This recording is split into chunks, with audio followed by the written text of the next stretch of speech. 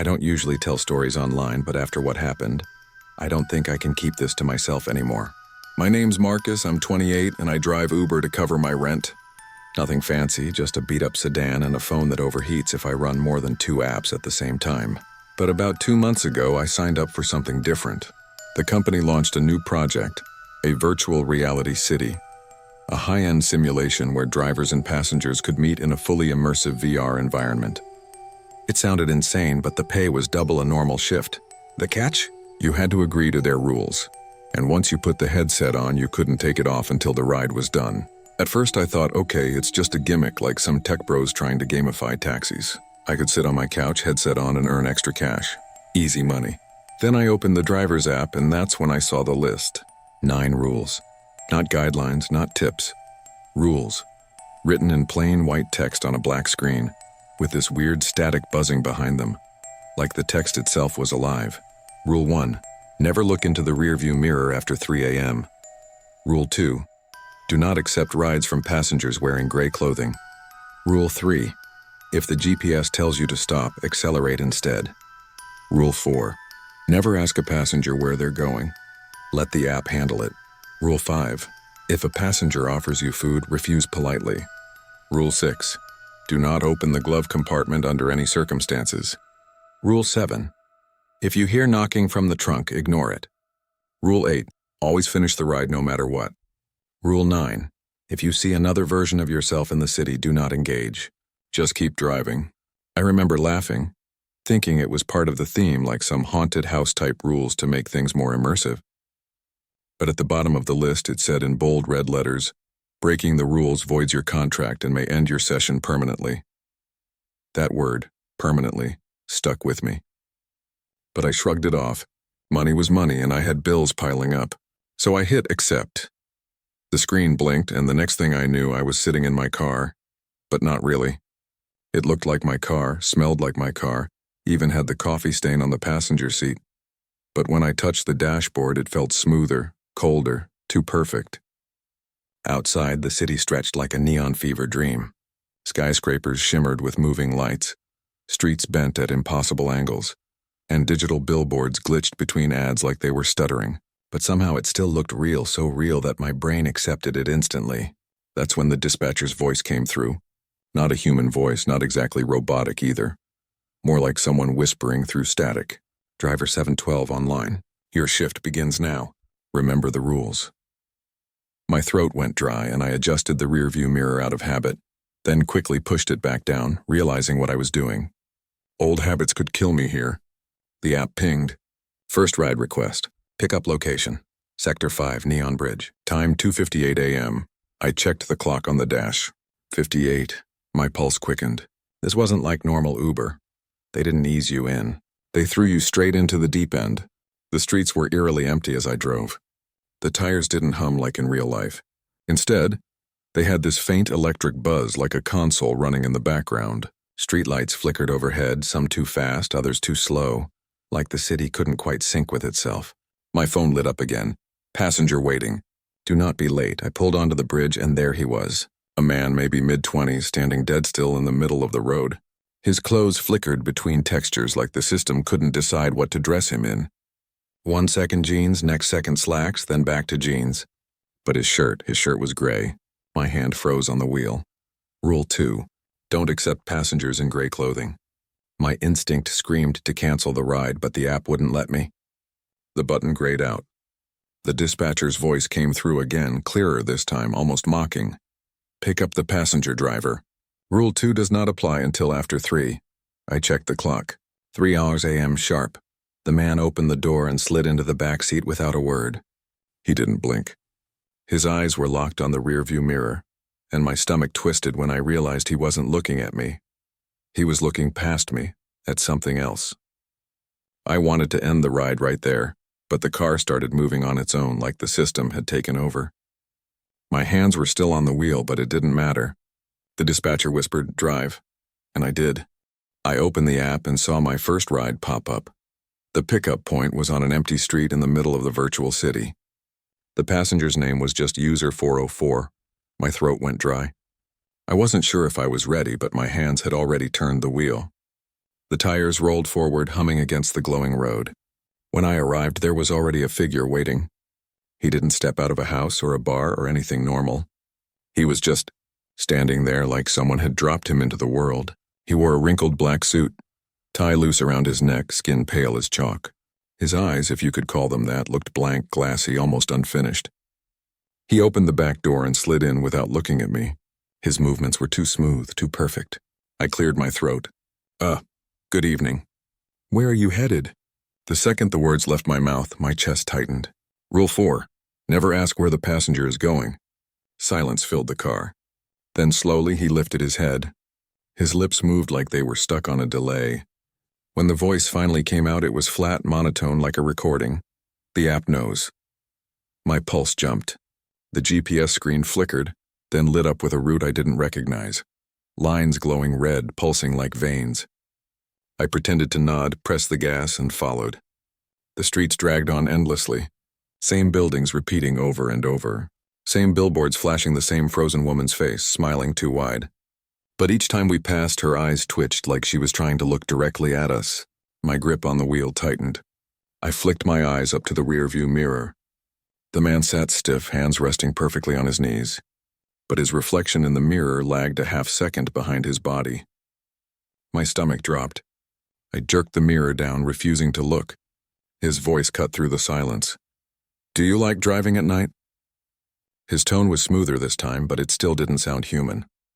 I forced a shaky laugh. Yeah, I guess. It's quiet. Fewer drunk passengers to deal with. He let out a laugh too, but it wasn't real. It was perfectly timed, exactly one breath long. Then he leaned forward close enough that I felt the air shift.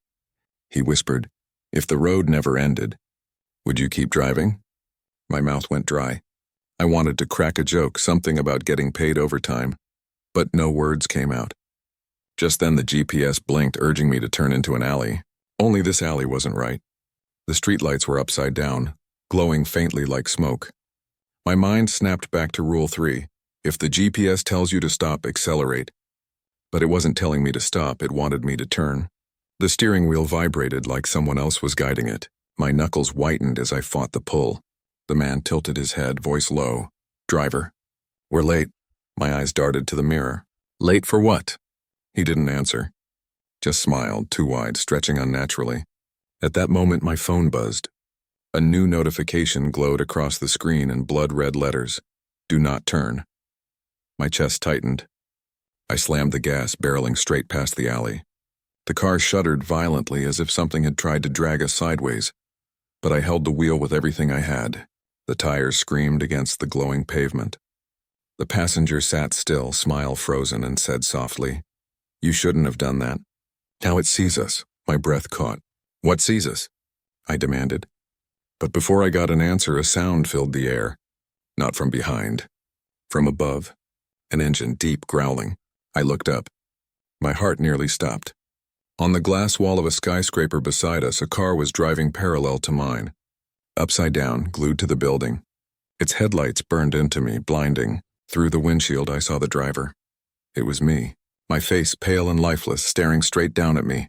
His lips moved slowly, forming words I couldn't hear. My blood went cold. Rule 9 screamed in my head. If you see another version of yourself, don't respond. Just drive. I locked my eyes on the road. My passenger leaned in, whispering, He's warning you. Want to know what he's saying? My whole body shook with the urge to look up, to read his lips, but I bit down hard, forcing the word out. No, for a moment silence. Then the man chuckled. Smart. As soon as he said it, the upside-down car twisted violently and shot into the darkness, gone without a trace. My lungs burned. I hadn't realized I'd been holding my breath. The air in the car felt heavier, like breathing through water. My only thought was, end this ride. Please let it end.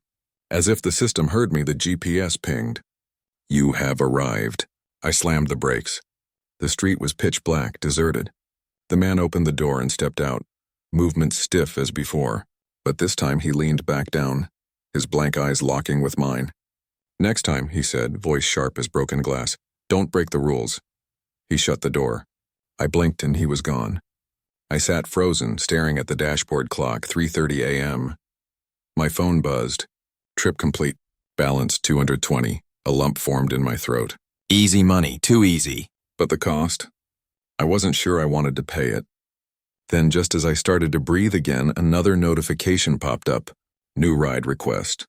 Pick up Zone 7. My hands trembled on the wheel. This game wasn't over. Not even close. The next request came before I even had a chance to process what just happened.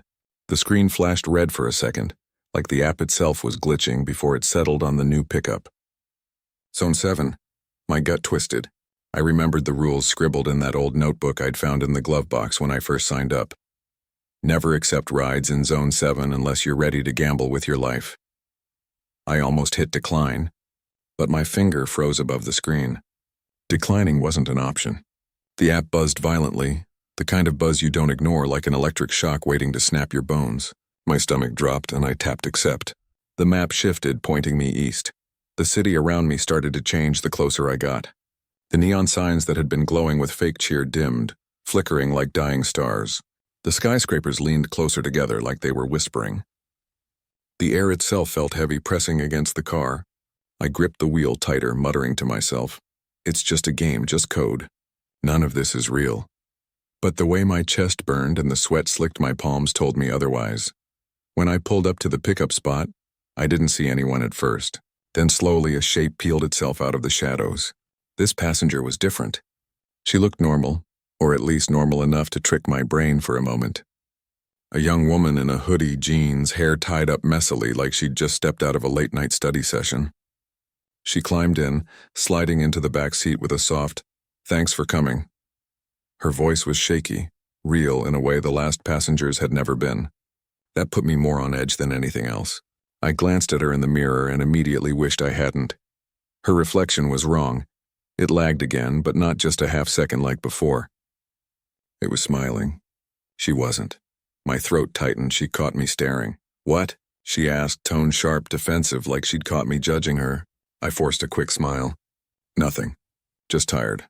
She crossed her arms, muttered, "Yeah, same." The GPS buzzed and lit up with another route winding deeper into Zone 7. I didn't ask where she was going this time. I wasn't about to make the same mistake, but curiosity burned in me, eating at my nerves. My hands drummed against the wheel, and after a long silence, I couldn't stop myself. "So you play this game a lot?" Her head tilted slightly, eyes flicking up to meet mine in the mirror. For a second, she didn't answer, and I thought I'd broken another rule. Then she shrugged. "Not really a game if you can't log out, right?" The words hit me like a punch. "What do you mean, can't log out?" She let out a dry laugh.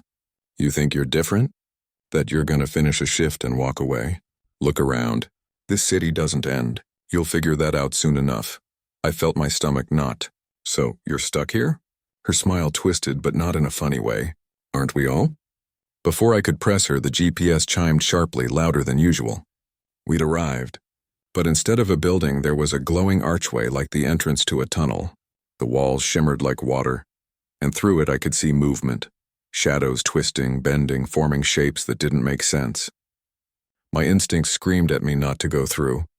The woman leaned forward suddenly, her breath hot against my ear. "Drive." Something in her tone left no room for argument. My hands moved on their own, the car surging forward into the arch.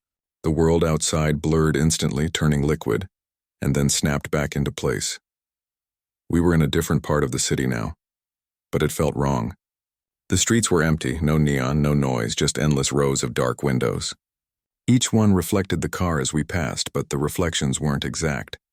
In one, I wasn't driving, I was strapped in the back, screaming. In another, I was lying on the hood, lifeless. My breathing went shallow. I whispered, "What is this place?" The woman chuckled softly. "Zone 7, the place they don't tell you about. You wanted easy money, right? This is where you earn it." I gritted my teeth. "Who's they?" She leaned back, silent, eyes glued to the passing buildings. Her reflection, though, still smiled. Wider now.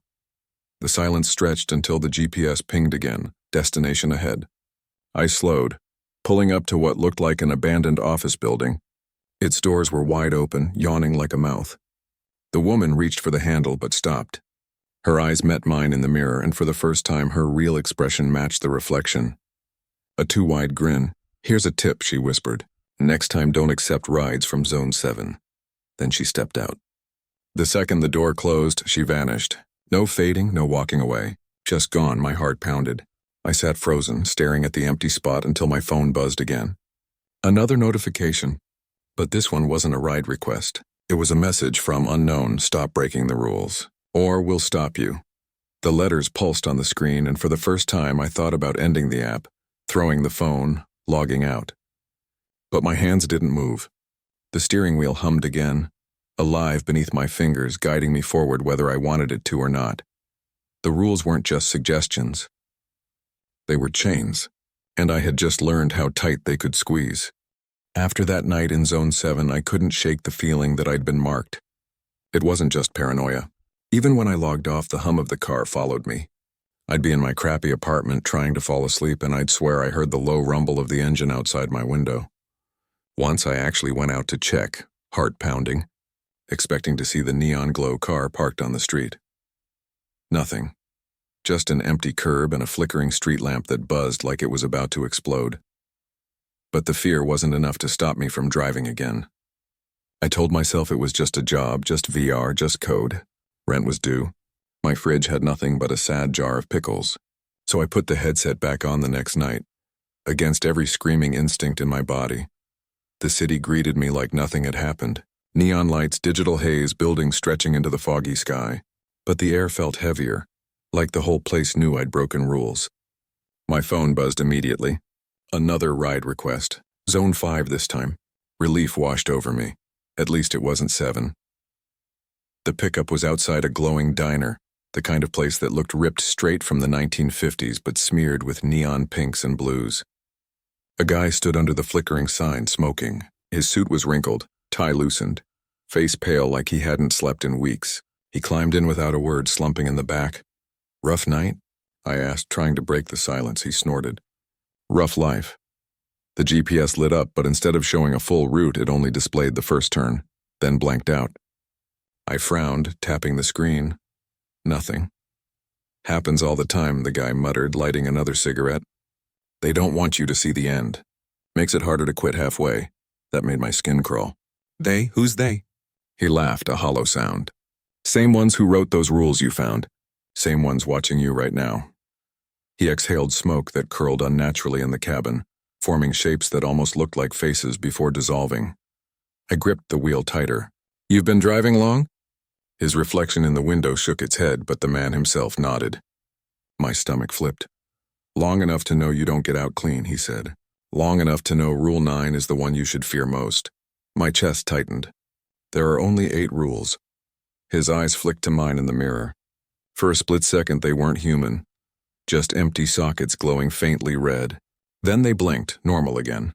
Keep telling yourself that. I wanted to ask more, but the car jolted suddenly like something huge had slammed against it. I slammed the brakes, heart racing. The road ahead had shifted, twisted into a narrow alley I swore wasn't on the map before. The GPS pinged once, then glitched, displaying garbled code. My passenger just sat there, unfazed, puffing a cigarette. You should drive, he said softly, so I did. The alley stretched on endlessly. Walls closing in, graffiti shifting as I passed. Words melted into warnings. Turn back. Too late. Run. My pulse hammered, but my hand stayed glued to the wheel, steering me deeper. Halfway down, the engine sputtered, and every screen in the car flickered. The radio came on by itself, static roaring. Then a voice broke through. My voice, you shouldn't be here, it said, distorted, overlapping with itself like a chorus. Stop, stop, stop! I slammed the radio off, but the words didn't stop. They crawled out of the static, whispering from the vents, the seat fabric, the very air. My passenger leaned forward, grinning with teeth too sharp. See? They don't like it when you dig too deep. But you already knew that. Panic surged in me. What's at the end of this alley? His grin widened. Your promotion. The alley spat us out into a square I hadn't seen before. It was massive, surrounded by towers with windows that blinked like eyes. In the center stood a single glowing terminal, cables snaking out of it like roots. The GPS chimed. End of ride. The man stubbed out his cigarette on the leather seat, leaving a black burn mark. He leaned close to my ear as he opened the door. Rule 9, driver. Don't forget it. Because they won't let you. He stepped out, walked toward the terminal, and just like the woman from Zone 7, he vanished before reaching it, Silence. I sat frozen, pulse hammering until my phone buzzed again. Another message, this time longer.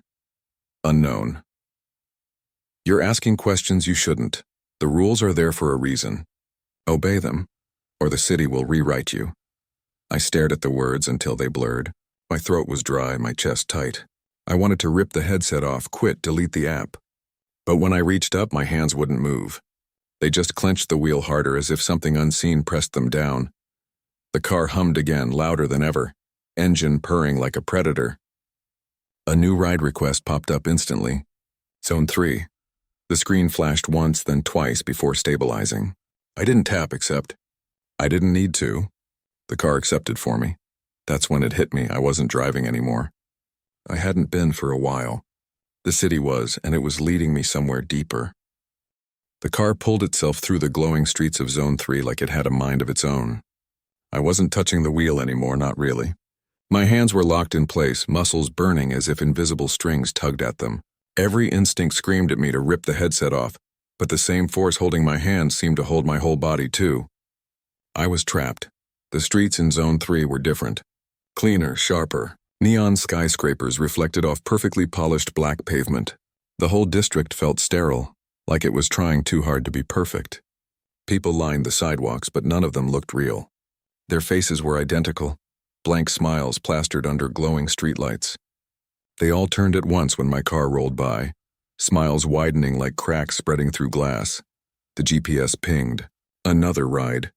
Pickup outside the core bank tower. My screen didn't even give me the option to decline. The building loomed ahead. A giant cylinder of glass lit up in gold. A man in a trench coat waited at the curb.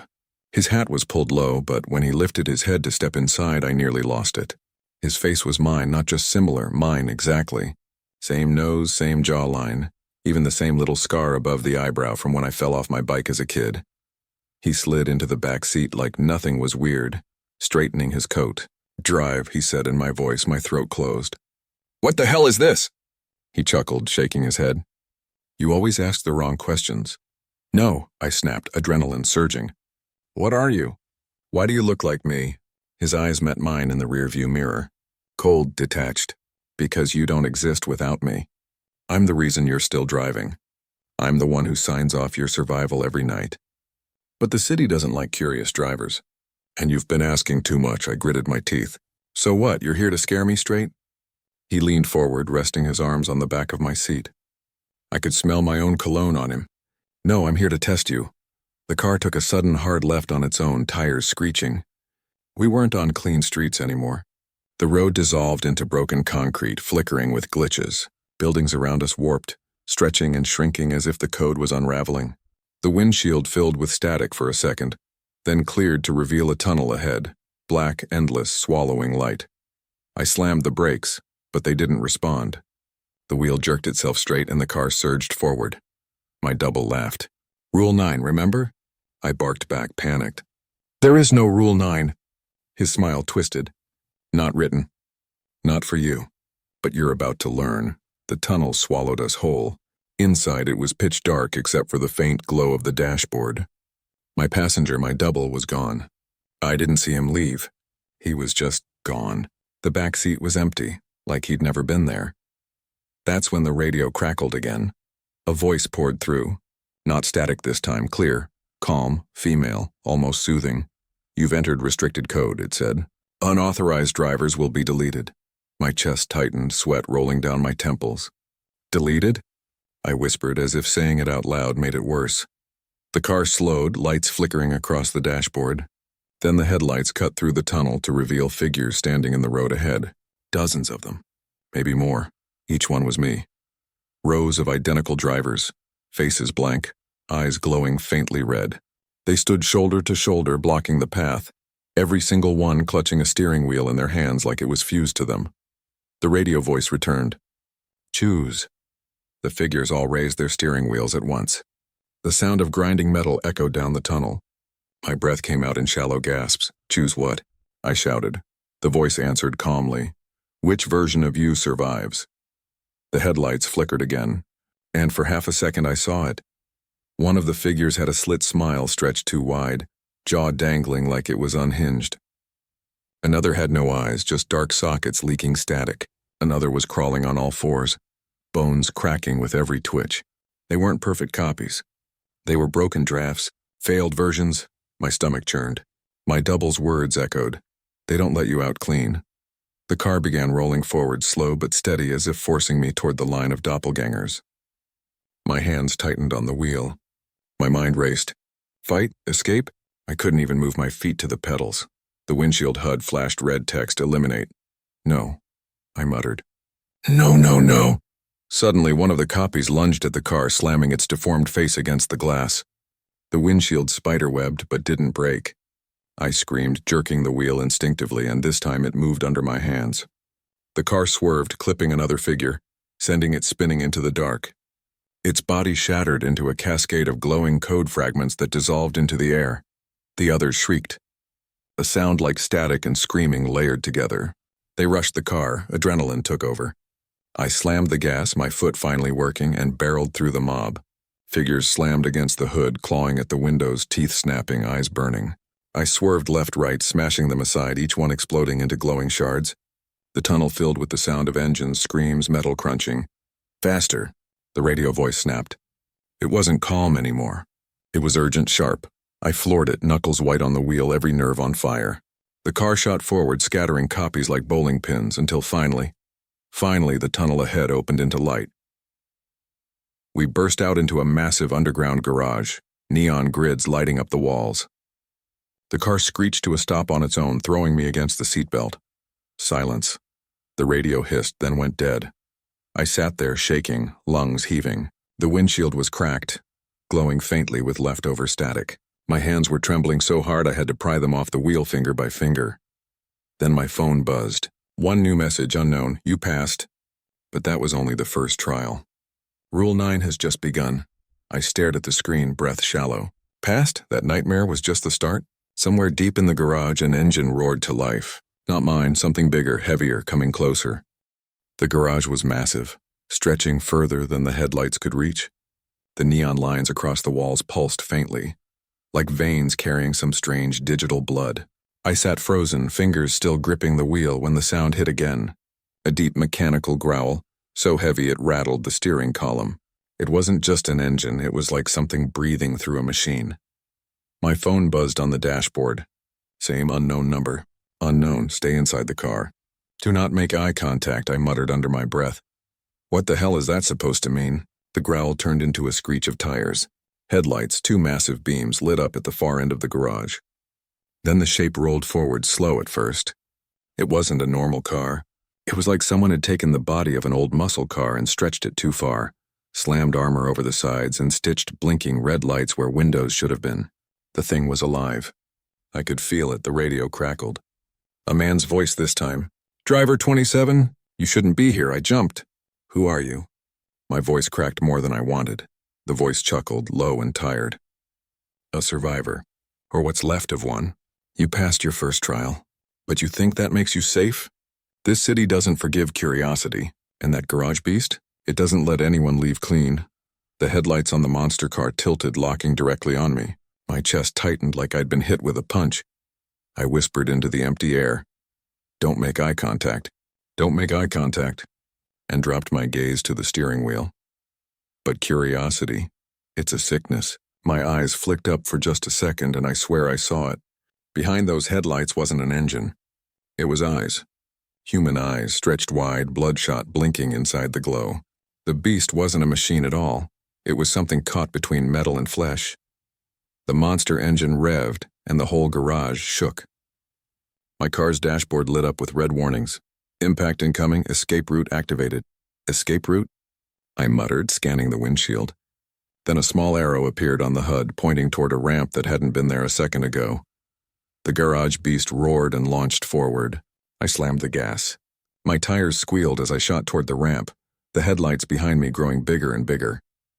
The radio voice shouted, "Don't let it touch you. If it dents your car, you'll wear the scar." "What the hell does that mean?" I yelled, swerving hard. As if to answer, the beast clipped the back of my bumper. My whole body jolted, and pain exploded across my shoulder like I'd been slammed into by a truck. I screamed, one hand flying off the wheel. I risked a glance back. My rear bumper was crushed in, and so was my left shoulder, bruised and discolored in real life. No, no, no.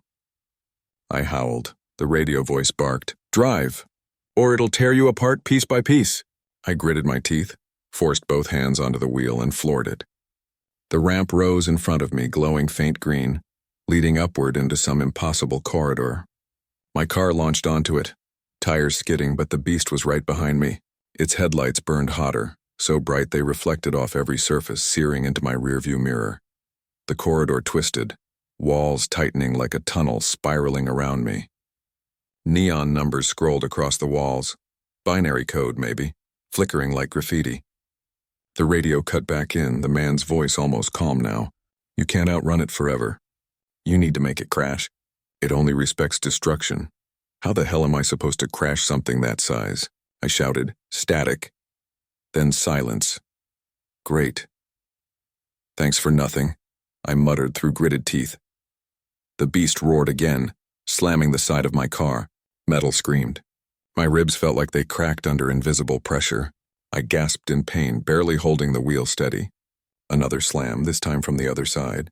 Blood filled my mouth. I spat onto the floorboard, shaking. Okay. Think. If it respects destruction. An idea sparked. The neon corridor curved sharply ahead, almost too sharp for any car to take at that speed. My heart hammered. "If you want to crash, fine. Let's crash." I pressed harder on the gas, lining myself up for the curve. The beast followed close, headlights flooding the tunnel. The green glow of the wall loomed ahead. At the last possible second, I yanked the emergency brake and twisted the wheel. My car spun, metal grinding, sparks flying. For a heartbeat, I thought I'd lost it, but my car slid through, scraping but alive. The beast wasn't so lucky. It slammed full speed into the neon wall. The sound wasn't just metal, it was bones, screams, static tearing all at once. The wall shattered in a spray of sparks and glowing fragments. For a split second, I saw arms, human arms, thrashing from inside the twisted metal as the monster dissolved into pieces of code that evaporated into the air. Silence. My car coasted to a stop. I was shaking so badly I couldn't unclench my hands from the wheel.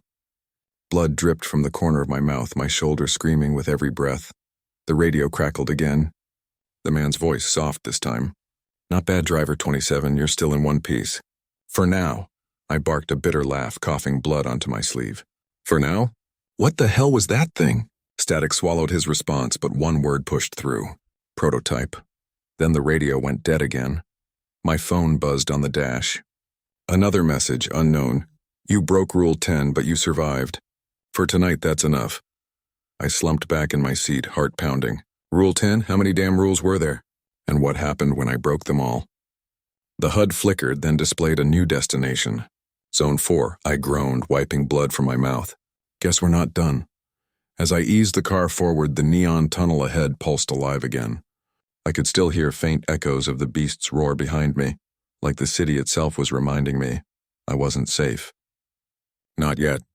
The tunnel spat me out into what looked like a street, but not any street I'd ever driven. The buildings were familiar in shape. Office towers, convenience stores, neon signs. But their colors bled wrong like a glitching video game skin. The sky above wasn't night or day. It was a shifting mosaic of static and lightning, flashing just enough to throw everything into sharp, distorted relief. My shoulder throbbed with every heartbeat, the bruise from the garage beast spreading dark under my shirt.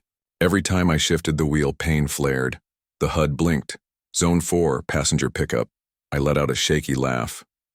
Of course, after nearly getting killed, I still gotta do my damn job. The arrow pointed me to a curb near a diner. Or what used to be a diner. The sign read Sonny's Breakfast, but the windows showed a flicker like TV static instead of booths and tables. A figure stood on the curb. At first I thought it was just another passenger, but when they turned, my stomach dropped. It was a man in a business suit, but his face was a blur. Not blurry like out of focus. Blurred like someone had smudged a painting. No eyes, no mouth, no nose. Just shifting static where his features should have been. He raised his hand in a perfectly normal gesture, like hailing a cab. I muttered, "Nope, nope, nope, nope." My phone buzzed. Another message from the unknown number. "Unknown. You must pick him up. Do not refuse a passenger. Rule 4, Rule 4, I whispered, remembering the first list I got. I swore under my breath, gripping the wheel so tight my knuckles ached. Fine, but if this kills me, I'm haunting whoever's texting me. I pulled up. The passenger opened the door and slid into the back seat. The car dipped like someone much heavier than him had climbed in. My rearview mirror flickered. For a second, his face wasn't static anymore. It was mine. My exact face staring back, eyes wide, mouth moving out of sync. I jolted, nearly slamming the brake. "What the hell?" The figure spoke, voice perfectly calm. "Driver 27, you're late." My throat dried out. You know me?" The static face leaned forward closer. So close I felt his breath on my neck even though I couldn't see a mouth.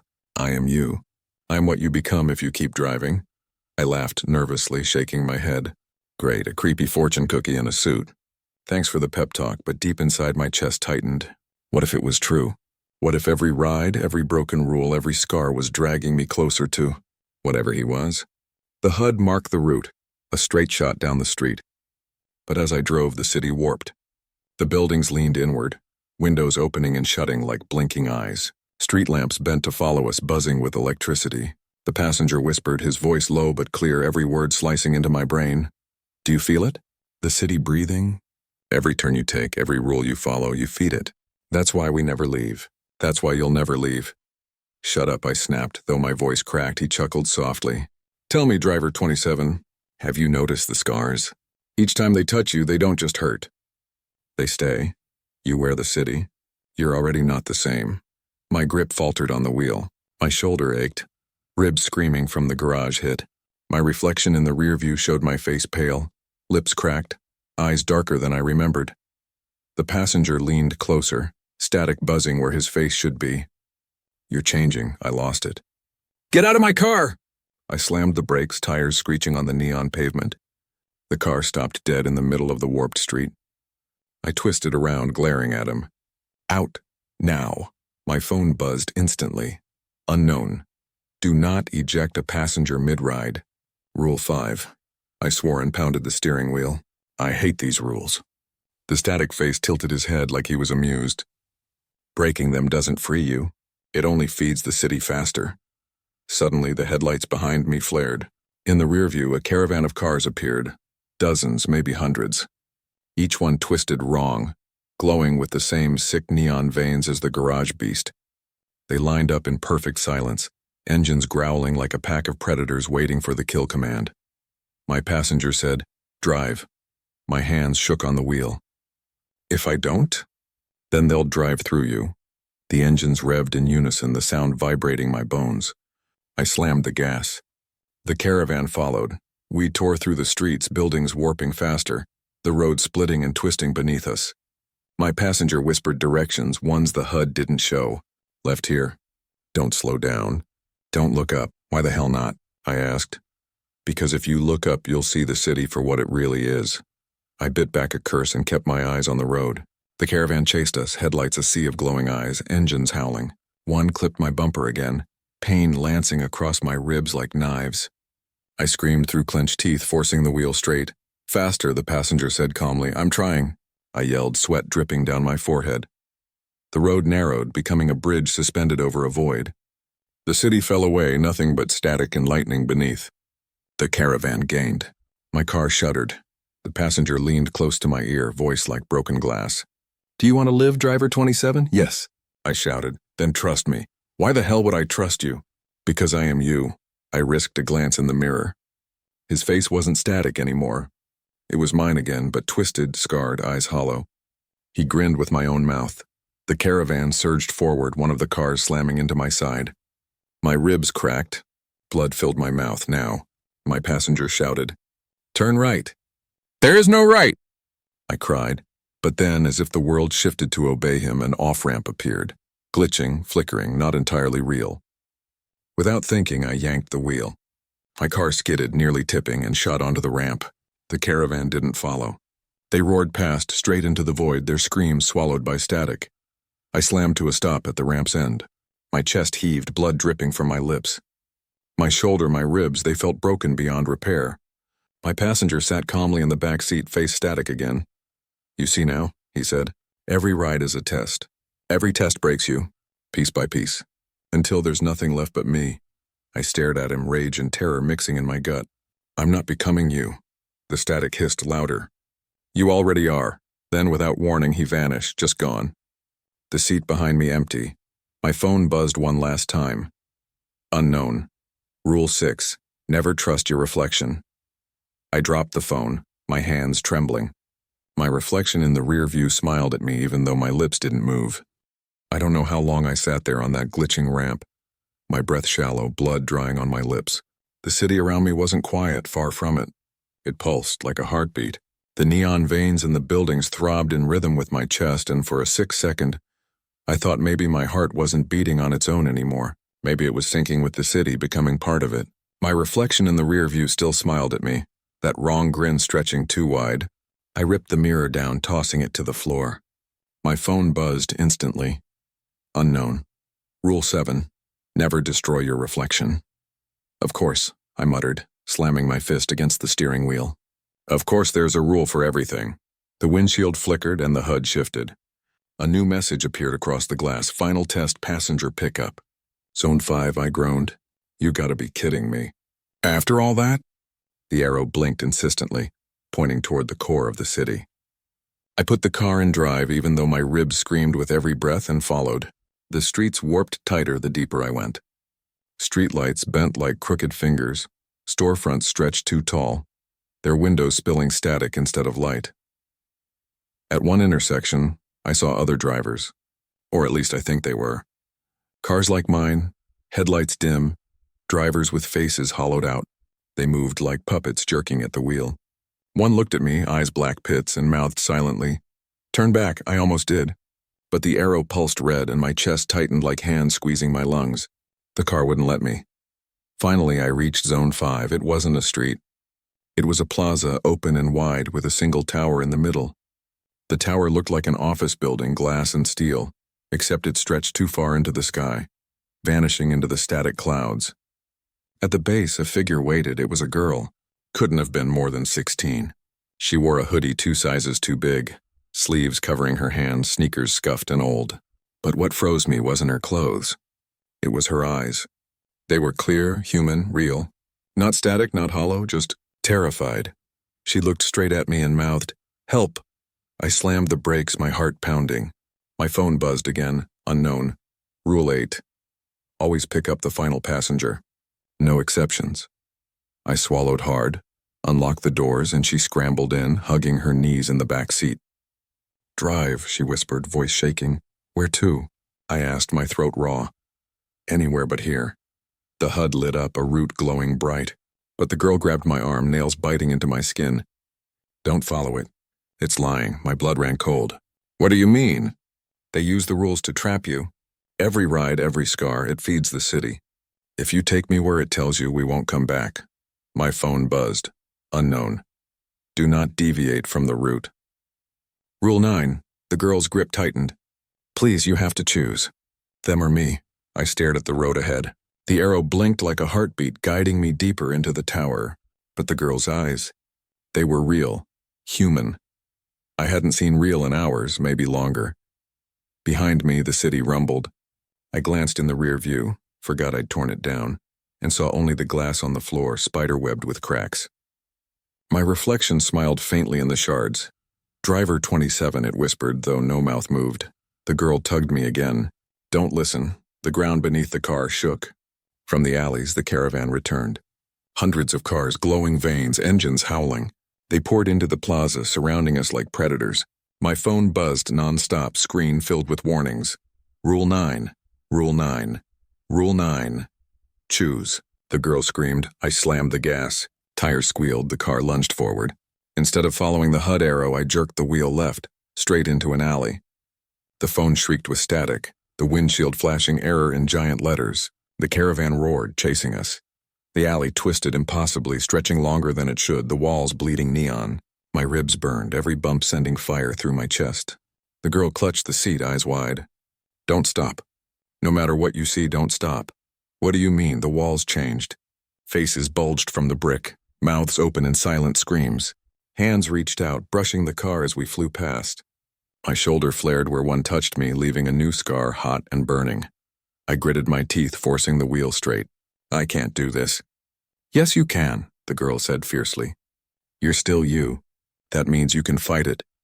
The alley opened suddenly into a bridge suspended over nothing. The caravan followed, headlights blinding. At the center of the bridge, the road split, left into the tower, right into a dark void. The HUD blinked left. My phone screamed left. The girl grabbed my arm again. Right, trust me, my heart pounded. If you're wrong, then we both die. But if I'm right, we escape. The caravan closed in. My ribs screamed. My reflection whispered from the shards on the floor. You can't leave. You're already mine, I screamed back. Shut up! And yanked the wheel right. The car launched into the void. For a second, weightless silence. Then the world exploded in static. The windshield shattered. Neon light swallowed us. I felt every scar on my body burn, every memory flash, every ride, every scream, every rule. My reflection laughed in my head, hollow and endless, and then darkness. When I opened my eyes, I wasn't in the car. I was on the floor of my tiny apartment. My phone lay beside me, screen cracked, dark. My body ached, ribs bruised, shoulder burning. But I was alive. The girl sat in the corner, hugging her knees. She looked at me with those same human eyes.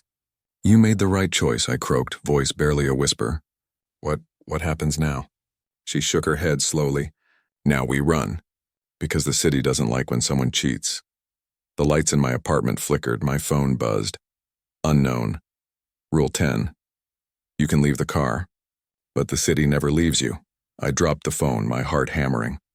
Outside my window, for the first time, I saw the faint glow of neon veins crawling up the walls of my real building. The city was coming.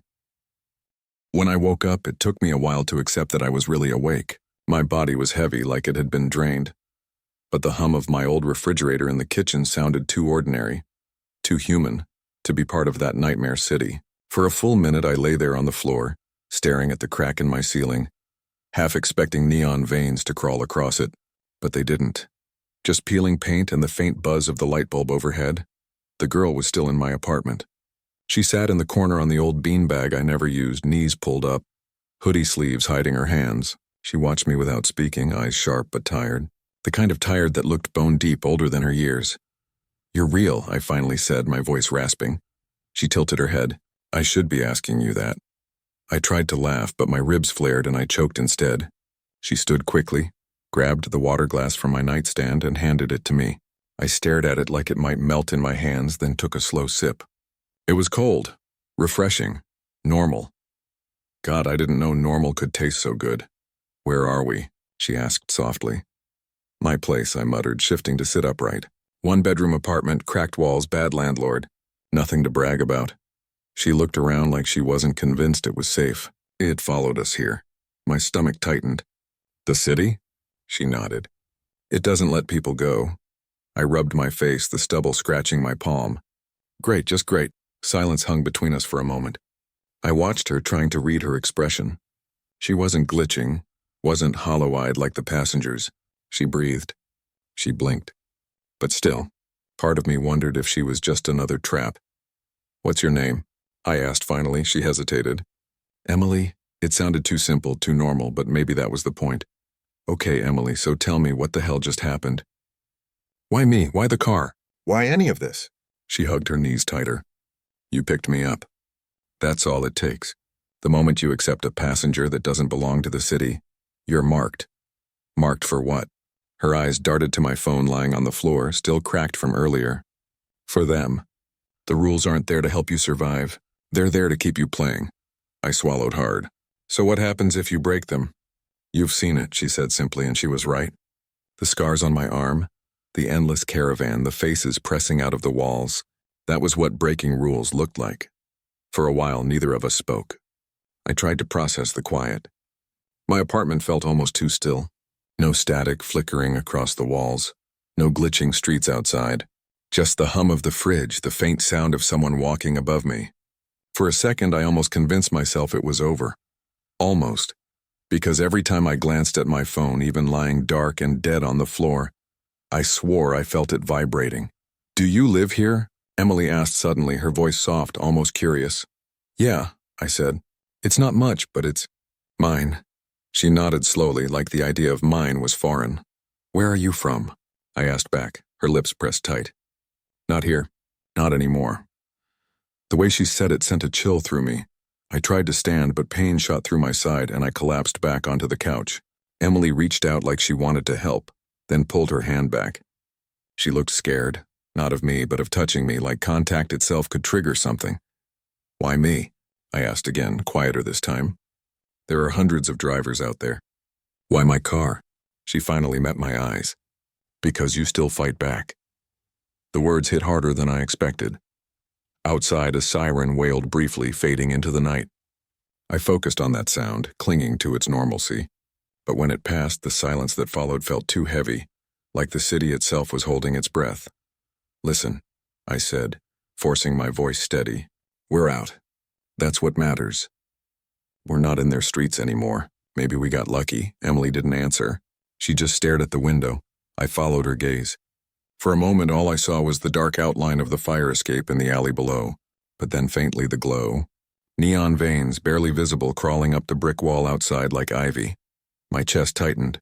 No, Emily whispered, almost to herself. It's already here. We sat in silence again, the kind that presses on your chest, makes you hear your own heartbeat too loud. My mind raced. Do I run? Do I stay? Every part of me screamed that I couldn't outrun something that lives in reflections, in signals, in rules themselves. Emily finally stood. You should rest, I stared at her. Rest after all that? If you don't, you'll make mistakes. And mistakes are how they win. I wanted to argue, but the weight in my limbs was too much. She pulled the blanket from the back of the couch and draped it over me. The gesture felt almost human, painfully human after everything. Emily, I murmured as my eyes grew heavy. What happens if I fall asleep? She looked at me for a long moment. Then you dream. I wanted to ask more, but the darkness dragged me under before I could. I don't know how long I slept. The dream was wrong, not chaotic like the city, but quiet. Too quiet. I was driving again, but the streets were empty. No neon veins, no static sky, just black roads stretching endlessly. Emily was in the back seat humming a tune I didn't recognize. When I glanced in the mirror, though I could have sworn I tore it off earlier, my reflection wasn't smiling anymore. It was staring at me with hollow eyes, and then I woke up. Sweat drenched my shirt, heart racing. The blanket had slipped to the floor. Emily was gone. For 1 second, panic flared so sharp I couldn't breathe. But then I saw her shoes by the door. She hadn't left. She was just somewhere in the apartment. I stood shakily, wincing at my ribs, and looked around. The fridge hummed. The light flickered. Ordinary. Safe. But deep down I knew it wasn't over. It was only the eye of the storm. Morning light spilled weakly through the blinds, but it didn't make the room feel safer. My body ached like I'd been in a fight, ribs throbbing, head pounding from lack of sleep. But the ordinary details, the hum of traffic outside, the sound of a dog barking down the street, made me believe for a moment that maybe the nightmare city had let me go. Emily sat at the kitchen table, sipping coffee from my chipped mug. She looked impossibly normal in that moment. Hoodie pulled over her hair, staring at the steam rising from the cup. I hovered in the doorway, unsure whether to speak. You're awake? She said without turning. Barely, I muttered, easing into the chair across from her. Didn't think I'd wake up at all. She gave a small, almost smile. You're tougher than most. That should have reassured me, but it didn't. I rubbed my eyes. So what now? We just live? Pretend like last night didn't happen? Emily looked up at me, her expression unreadable. It's not pretending if you make it real. I frowned. What does that mean? She leaned forward. The rules don't end just because we left their streets. The city bleeds into this world. You saw it on your wall last night. It's already here, I wanted to argue, but deep down I knew she was right. Still, I needed something, anything that felt like control. Fine, I said. Then we figure it out. You and me. There's got to be a way to beat it. Emily shook her head. You don't beat it. You survive it. I clenched my jaw, frustrated by her calm acceptance. No, I'm not going to spend the rest of my life waiting for neon veins to crawl across my walls or for my phone to start buzzing with phantom rides. There has to be something more.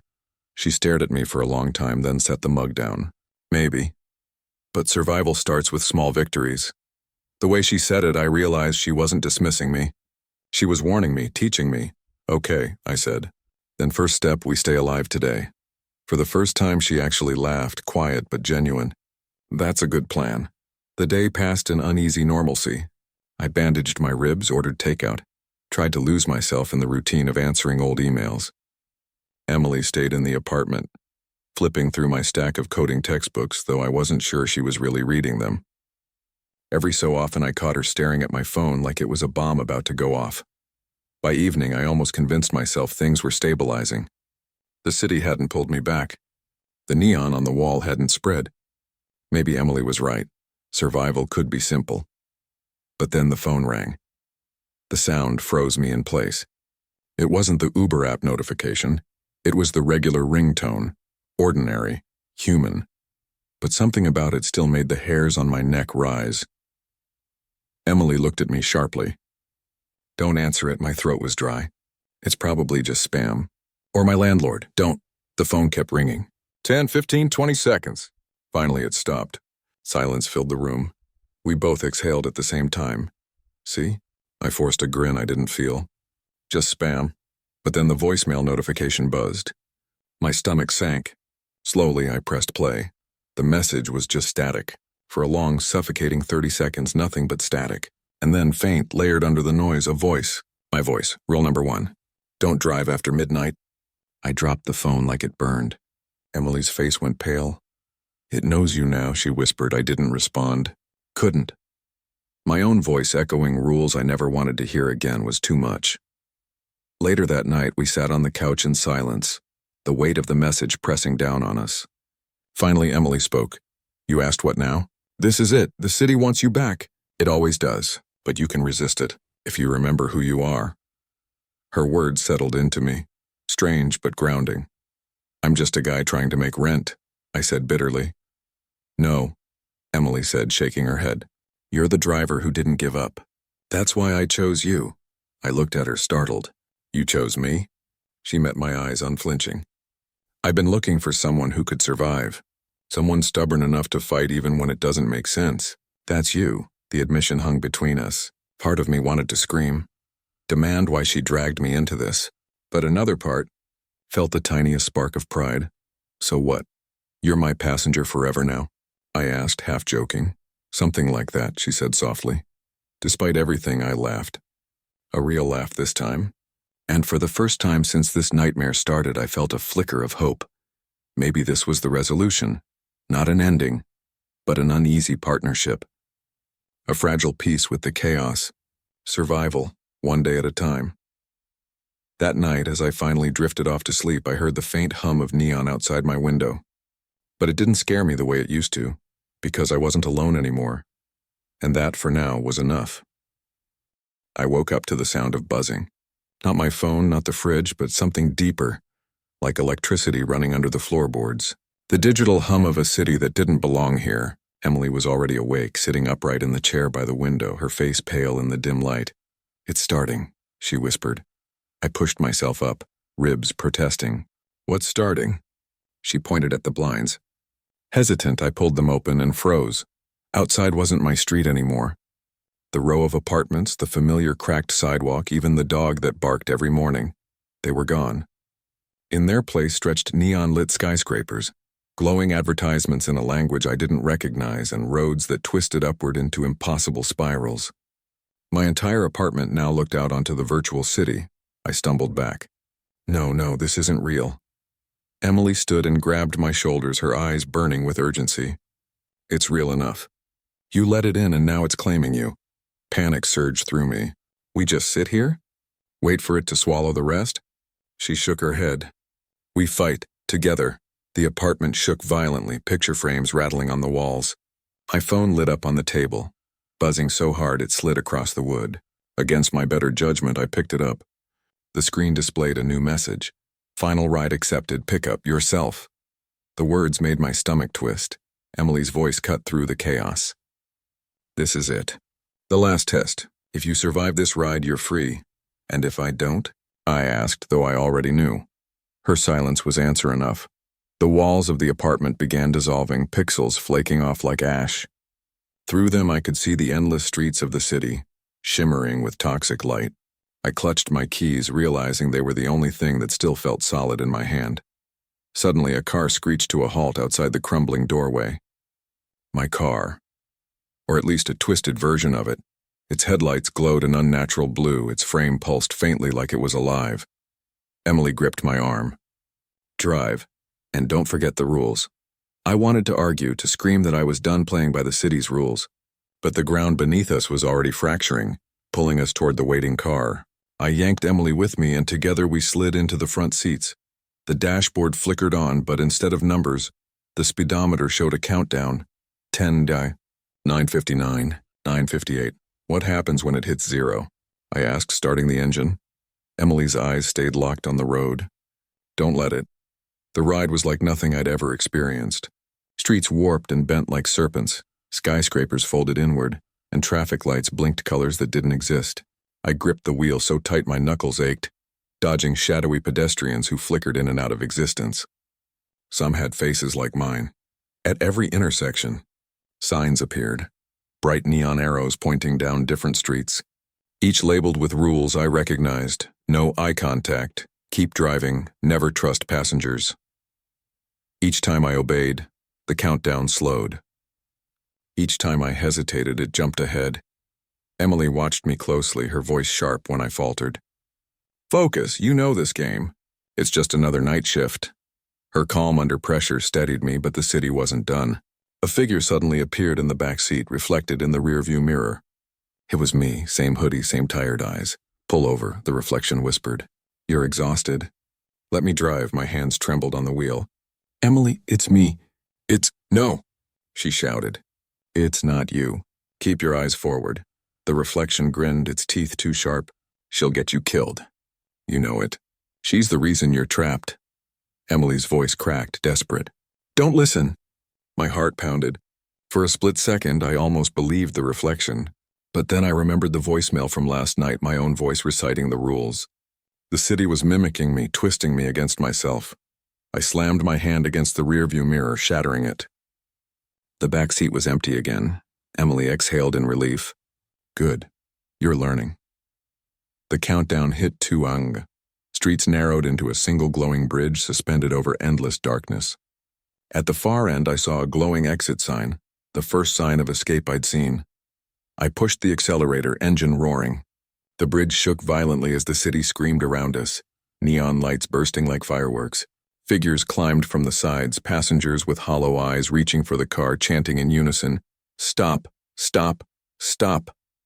My grip slipped, the car swerving dangerously close to the edge. Emily grabbed the wheel with me. Don't let go. This is the final stretch, I shouted over the roar. What if the sign's another trick? She looked at me, fierce determination in her gaze. Then we make it real. The countdown hit 0:30. The bridge began collapsing behind us, chunks of glowing concrete falling into the void. My chest burned, every muscle screaming as I pushed the car faster. 10. The exit sign loomed closer. 5. The city wailed. A chorus of distorted voices shrieking my name. 02. The bridge split. A massive gap opening just before the sign. Jump it, Emily screamed. I floored the gas. The car launched off the crumbling edge, soaring through the neon void. Time slowed. 1 second stretched into eternity. For a moment I thought we wouldn't make it. Then the tires slammed onto solid ground, the car skidding to a halt just past the sign. The countdown froze at 0:01. The city dissolved around us, pixel by pixel, until there was nothing left but silence. When I opened my eyes, I was back in my apartment. My car keys rested on the table. My phone sat quietly beside them. Emily stood by the window watching the sun rise. You did it, she said softly. I staggered toward her, still shaking. Did we win? Her smile was tired but real. We survived. That's enough. For the first time, I believed her. The first thing I noticed was the silence. Not the eerie digital kind, but real silence. The hum of the fridge, the distant sound of traffic, someone's dog barking down the block. Normal sounds, the kind you never pay attention to until they've been stolen from you. I stood there in my living room, staring at my phone on the table like it was some kind of cursed object. Emily was still by the window, arms crossed, watching the sunrise bleed gold across the skyline. For a while, neither of us spoke. I think we both needed that silence to remind ourselves we were actually here, alive. Finally, I broke it, So, is it over? Emily turned to me. There was a softness in her face I hadn't seen before, almost like relief. But her answer wasn't what I wanted. For now, she said. The words hit harder than I expected. For now? What the hell does that mean? After everything we just went through, I gestured wildly at the window at the empty air like the city might suddenly reappear just because I mentioned it. I almost died. We both almost died. I thought we won. She walked toward me, calm but serious. You survived. That doesn't mean you're free. I didn't know whether to scream or laugh. Then what was the point? Emily reached out, placing her hand over mine. The point was proving you could resist it, that you wouldn't just hand yourself over. Most people don't even make it past the first ride. Her words should have been comforting, but all I felt was a hollow ache. I sat down heavily on the couch, staring at my keys still resting in my palm. I can't do this again. If it comes back, I won't make it. I barely did this time. She crouched in front of me, locking eyes with me. Listen, the city doesn't play fair. It doesn't stop once it finds you. But you're not the same person you were when it did. You know its tricks now. You know the rules, I shook my head. And if the rules change? Emily smiled faintly, almost sad. Then you adapt. The day passed in a blur. I didn't go outside. Couldn't. Every sound made me jump. The buzz of my phone, headlights flashing across the curtains, even my own reflection when I caught it in the bathroom mirror. For the first time, I realized how fragile normal life was. How easily it could collapse. That night, I sat with Emily at the table. Neither of us touched our food. She asked me what I planned to do now. I told her the truth, I didn't know. I used to think driving was just a job, I admitted. A way to pay the bills. Pick people up, drop them off, forget their faces. But after this, I don't think I can get behind the wheel again without wondering if the ride's real. If the rules are waiting for me at the next turn. Emily nodded slowly. That's how it starts for everyone. You question what's real. You start doubting everything. That's the city's biggest weapon, not fear, doubt. Her words sat with me long after she went to bed. It's been a few days since then. The city hasn't shown itself again, not yet. But I know better than to think it's gone. I feel it in the static when the TV glitches. In the flicker of streetlights when I drive past. In the way strangers sometimes look at me too long. Like they're waiting for me to break the rules, and I've been thinking. Maybe that's the real horror of it. Not the neon skyscrapers or the endless roads or the countdowns ticking towards zero. It's the idea that you never truly know if you're safe. That survival isn't about beating the city once, it's about staying sharp every single day. Because it's always watching for the moment you slip. But here's what I've learned. The rules aren't just for survival in some digital nightmare. They're for life. Don't make eye contact with things that want to pull you down. There are people out there, situations, temptations, that'll drag you into places you don't want to go. Don't give them power, keep driving. Even when you're exhausted, even when you're lost, even when every voice in your head is telling you to stop, it's moving forward that keeps you alive. Never trust every passenger. Not everyone who gets close has good intentions. Some will smile, nod, and still try to hijack your ride the moment you let your guard down. I used to think these rules were chains. Now I think they're anchors. Last night I picked up my phone and found a new message. Just a single line. Thank you for driving. It scared me at first. But then, for the first time since this all began, I laughed. A tired, broken laugh, but still real. Because if the city wanted me gone, I'd be gone already. Maybe, just maybe, I'd earned a little respect from it. Or maybe it's just toying with me. Either way, I'm still here. I'm still driving. And if you ever find yourself behind the wheel in a place that doesn't feel quite right with rules that don't make sense, remember this. You're not crazy. You're not alone. And survival doesn't come from beating the city. It comes from refusing to let it beat you. So keep your hands on the wheel, eyes forward, and whatever you do, don't stop.